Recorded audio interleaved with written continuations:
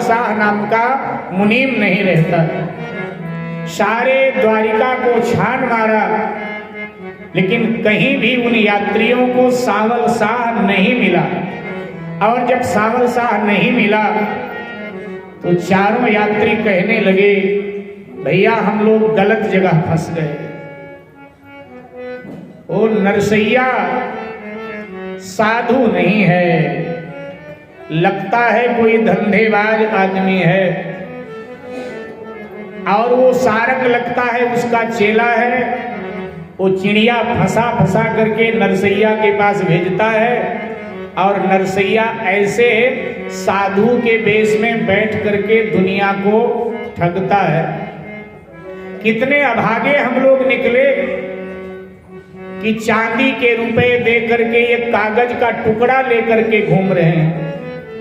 पेट काट काट करके हम लोगों ने रुपया जोड़ा था कि द्वारिका धाम की यात्रा करेंगे तब वहां काम आएगा, लेकिन ना घर का रहा वो पैसा और ना घाट का रहा। अब बिना पैसा के तीर्थ यात्रा कैसे संपन्न? अच्छा, बात भी तो ठीक है। अब तीर्थ यात्रा पर जो लोग गए होंगे उनको पता होगा बिना पैसे की तीर्थ यात्रा कहाँ हो सकती है। भाई, आपको दान करना है, पुण्य करना है, पैसा तो आपको चाहिए। मुसीबत में फंसे, सब कहने लगे नरसैया इन्हीं तरीकों से, इससे अच्छा वही था यार। नरसैया इन्हीं तरीकों से गुप चुप अपना घर भरता है, गुप चुप अपना घर भरता है, गुप चुप अपना घर भरता है, गुप चुप अपना घर भरता है,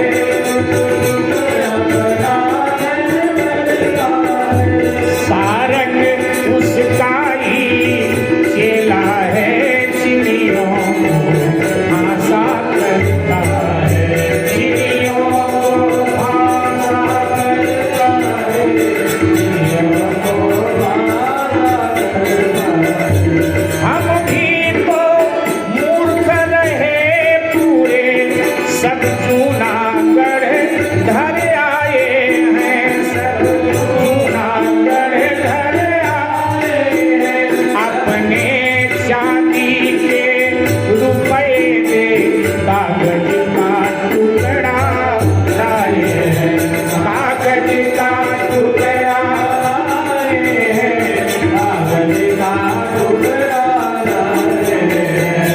अच्छे रुपए जोड़े हमने लेकर द्वारका धाम आए, लेकर द्वारका धाम आए, लेकर द्वारका धाम आए। घर के भी नहीं काम आए, हरि के भी नहीं काम आए, घर के भी नहीं काम आए, घर के भी नहीं काम आए, घर के भी नहीं काम आए, हरि के भी नहीं काम आए, घर के भी नहीं काम आए, हरि के भी नहीं काम आए।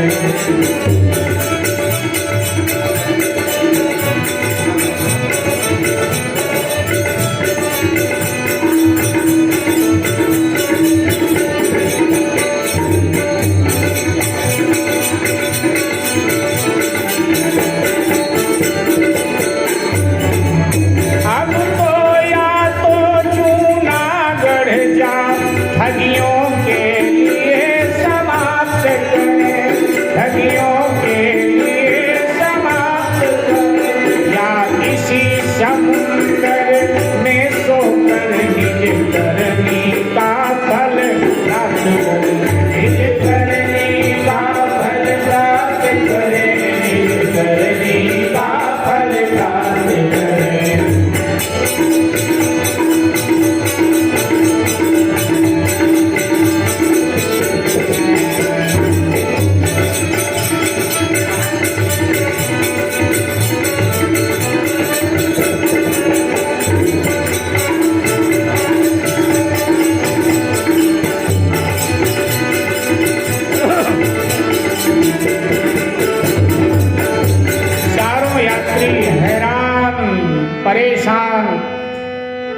कह रहे हैं कि या तो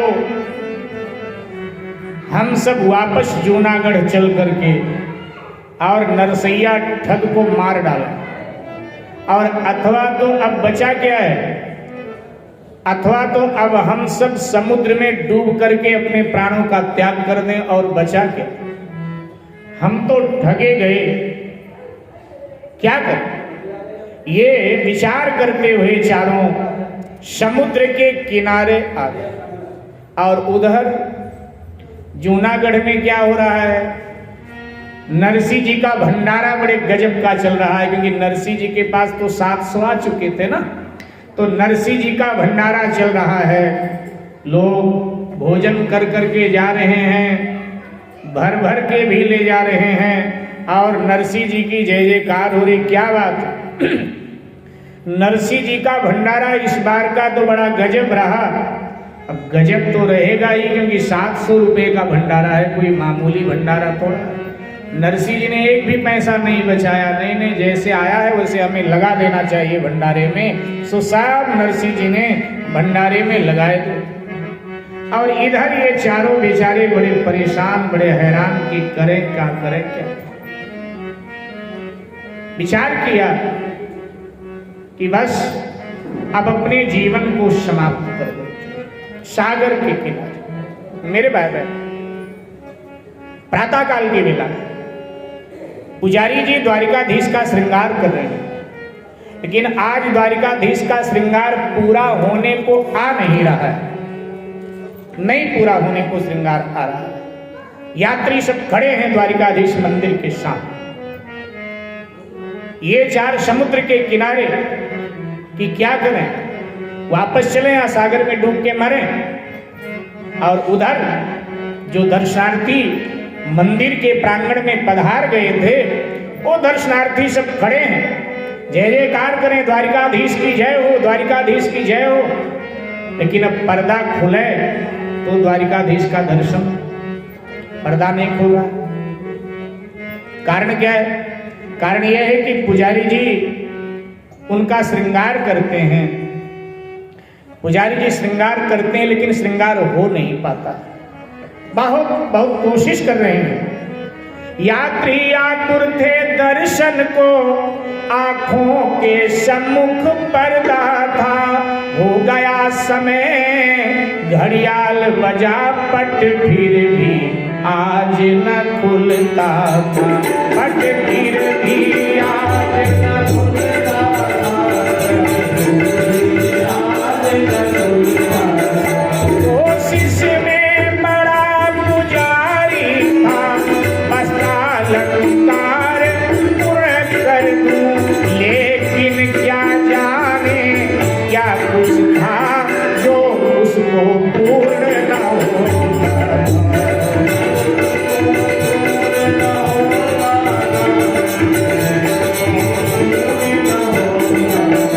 वो जितनी जल्दी करता था उतनी भूलें होता था।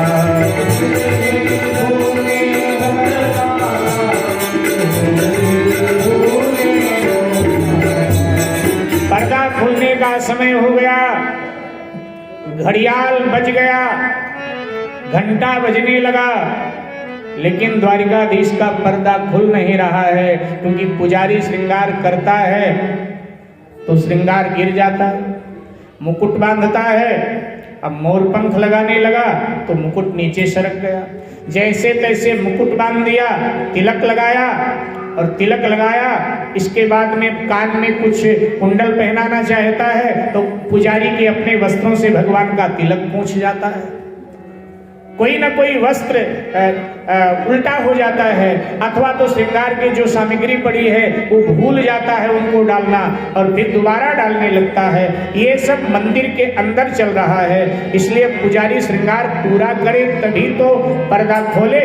जितना वो जल्दबाजी करता है उतनी ही उससे भूलें बार बार हो रही हैं। द्वारिकाधीश की आज जो भव्य मूर्ति है कुछ सोच रही है, बड़ी गंभीर है। पुजारी बार बार देखता है और कहता क्या हो गया आपको आज क्यों नहीं श्रृंगार अपना पूरा करा रहे हो?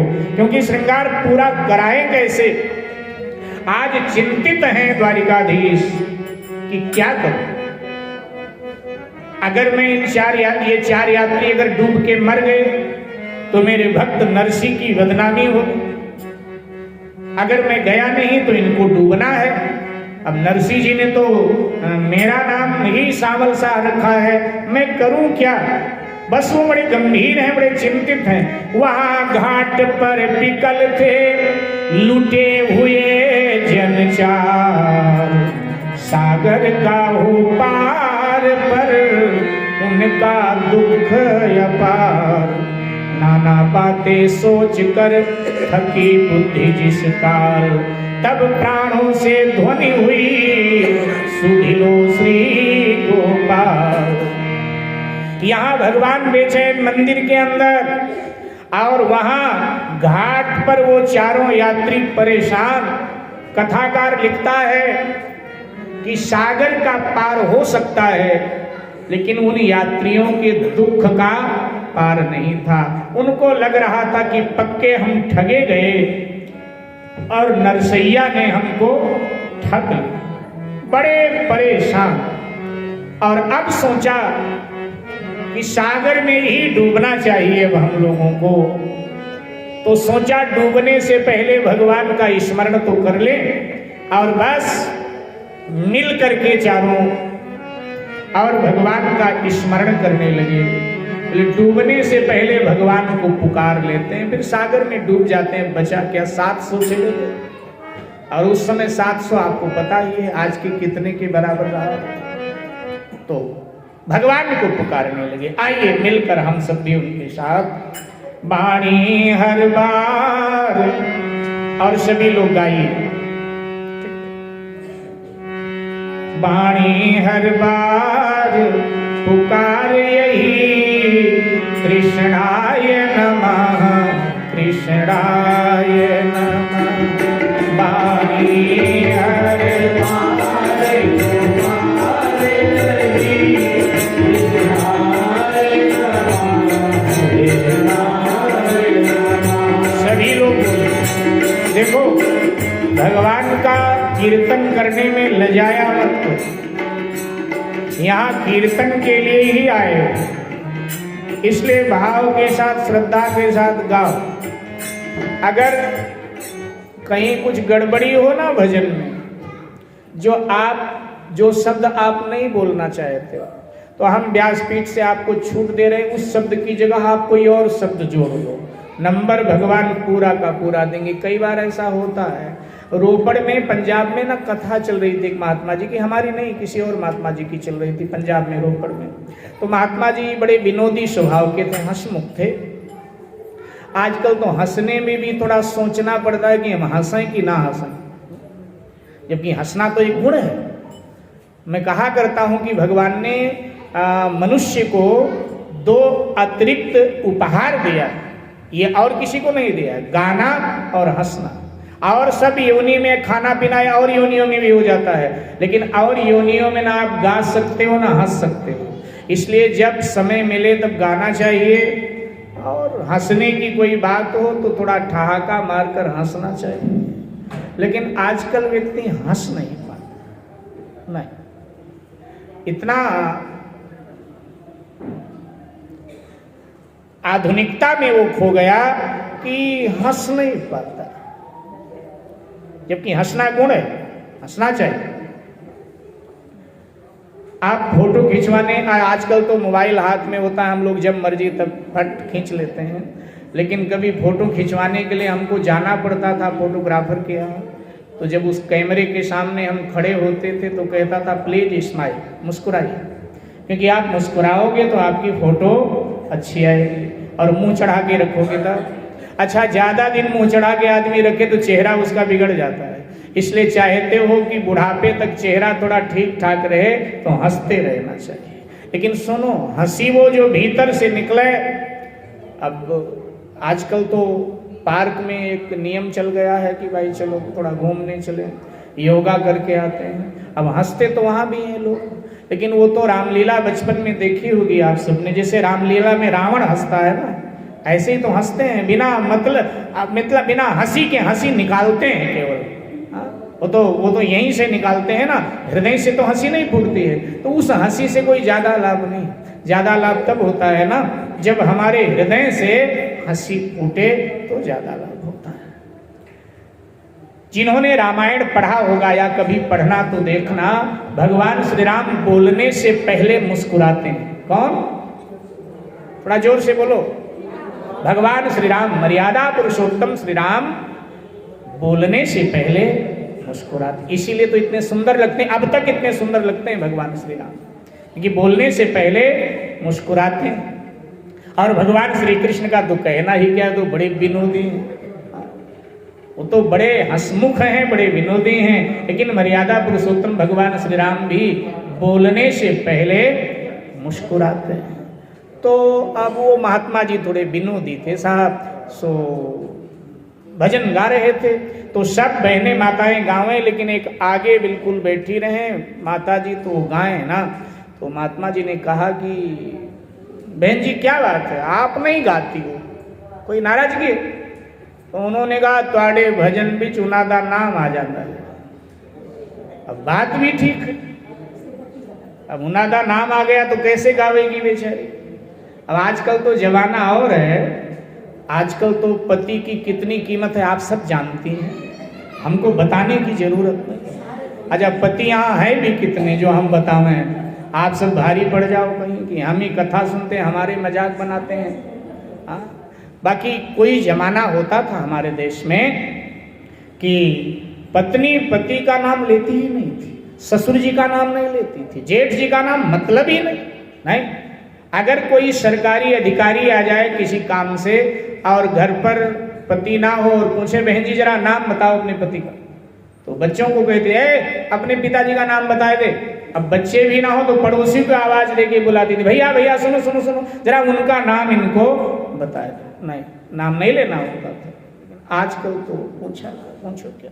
एक बार एक महात्मा जी बता रहे थे कि एक बार एक देहात के महात्मा जी, बिल्कुल पक्के देहाती, शहर में नगर में पहली बार कथा करने के लिए आए। अब कहाँ आए थे, हमारे न्यू मोती नगर में आए थे कि पंजाबीबाग में, इतना नहीं पता है। न्यू मोती नगर में तो अच्छे लोग रहते हैं, यहाँ की बात नहीं है, कहीं और की बात है मेरे ख्याल से। यहाँ तो सब अच्छे दानी सज्जन रहते हैं, भक्त हैं सब। तो महात्मा जी कथा करने के लिए आए। देखो यहाँ हम भी तो यहीं के हैं ना, तो हम कैसे, हमारी भी तो कहीं ना कहीं इंसल्ट होती है।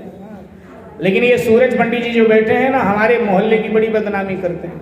ये कहते हैं कि ब्याह के लिए बुला लिया, सारी रात बैठे रहे और ऐसे खाली हाथ लौटाए दिया हमको।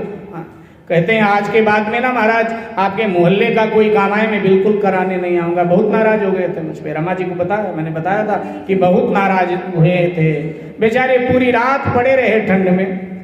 ब्याह पढ़ाने का न्योता मिला बेचारों को, हमने कहा भैया पढ़ाए देना, पढ़े रहे और इसके बाद में ठन ठन गोपाल। तो उन्होंने कहा महाराज हाथ जुड़वाए लो, नहीं हाथ जुड़वाए लो हमसे, और जहाँ मर्जी भेज दो मुझे, दिल्ली से बाहर चला जाऊँगा, यहाँ मत बुलाए। मैंने कहा भाई गलत तो हुआ आपके साथ, अब क्या करें। अब माफ़ी भी नहीं मांग सकते इनसे क्योंकि अभी हमसे छोटे बहुत हैं। बोले महाराज चलो छोड़ो कोई बात नहीं। तो बाकी फिर भी सब अच्छे लोग रहते हैं, बढ़िया है। तो मैं आपसे निवेदन कर रहा था, देहाती कथावाचक ना कथा कहने के लिए आया। तो शाम को महाराज बैठे थे तो लोग मिलने जा रहे थे। तो एक बहन जी गई मिलने के लिए, वो आधुनिक परिवेश में थी, जीन्स उन्स बहन जी ने पहन रखा था। संयोग से ना वो कहीं गई होगी पार्टी वार्टी में, गलती से थोड़ा सिंदूर लगा रखा था माथे में। तो गई महाराज जी को माथा टेका, प्रणाम किया। तो महाराज जी ने प्रसाद आदि दिया और कहा कि बहन जी ठीक है आप कथा में आती हैं? बोली नहीं रोज तो नहीं आती, आज मैं आई थी कथा में तो मुझे लगा कि आपसे मिलना चाहिए, सो मैं आपसे मिलने आ गई।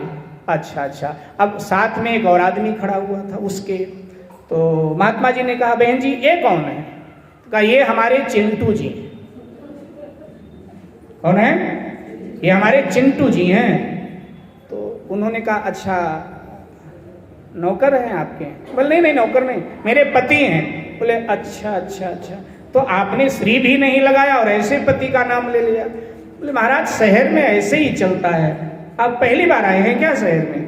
तो महात्मा जी ने कहा कि हाँ मैं पहली बार ही आया हूँ शहर में। अच्छा अच्छा, इसीलिए आपको नहीं पता है। तो शहर की तो बात ही निराली होती है। यहाँ क्या कहना। एक बार एक शहर की लड़की का ब्याह संयोग से देहात में हो गया।